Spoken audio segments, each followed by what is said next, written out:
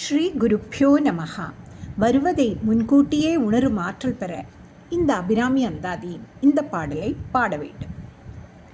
கிளியே கிளைஞர் மனத்தே கிடந்து கிளர்ந்தொளிரும் ஒளியே ஒளிரும் ஒளிக்கிடமே எண்ணில் ஒன்றுமில்லா வெளியே வெளி முதல் பூதங்களாகி விரிந்த அம்மே அழியேன் அறிவளவிற்களவானது அதிசயமே. இனி இதன் விளக்கத்தை பார்ப்போம்.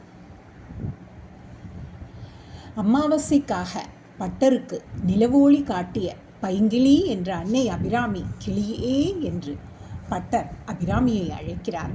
அம்பாளுக்கு உற்ற உறவினர்கள் அடியவர்கள்.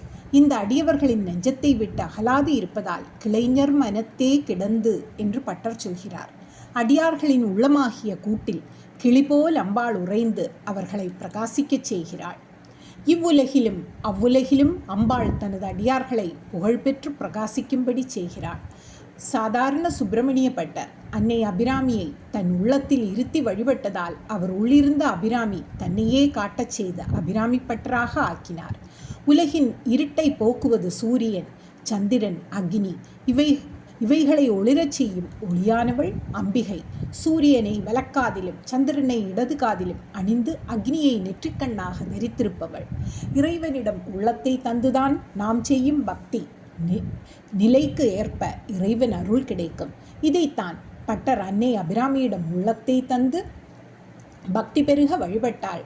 இதற்கேற்ப அபிராமி அருள் புரிவாள் என்பதை உணர்த்த ஒளிரும் ஒளிக்கு இடம் என்கிறார். பெருமகள் நிறைந்த அம்பாள் ஆகாய வடிவானவள். வெளிவெறிந்து வழிகளாக இருப்பவளும் அம்பாள்தான். வெளி என்பது ஆகாசம். ஆகாசத்தில் இருந்து வாயுவும், வாயுவில் இருந்து அக்னியும், அக்னியிலிருந்து நீரும், நீரிலிருந்து பாருமாக விரிந்து காட்சி தருபவள் அம்பாள் என்று பட்டர் கூறுகிறார். இப்படி காண்பதற்கரிய, கிடைத்ததற்கரிய, உணர்த்ததற்கரிய அம்பாளை பட்டார் அம்மே என்று அழைக்கிறார். பக்தி வளர ஞானம் மிகுந்து நெருக்கம் கூடும். இது முற்றி அம்பாள் மயமாகவே நம்மை ஆக்கிவிடுவாள். ஆகவே பட்டர் என்னும் அபிமான குழந்தை அபிராமியை அம்மே என அழைத்தார். ஞானிகளின் கண்களுக்கு காட்சி தராதவள் அம்பாள். ஆனால் அம்பாள் அடியேன் அறியுமாறு வெளிப்பட்டது அதிசயத்திலும் அதிசயம் என்று பட்டர் வியந்து கூறுகிறார் இந்த பாடலில். ஸ்ரீ அபிராமி அம்மன் திருவடிகளே சரணம்.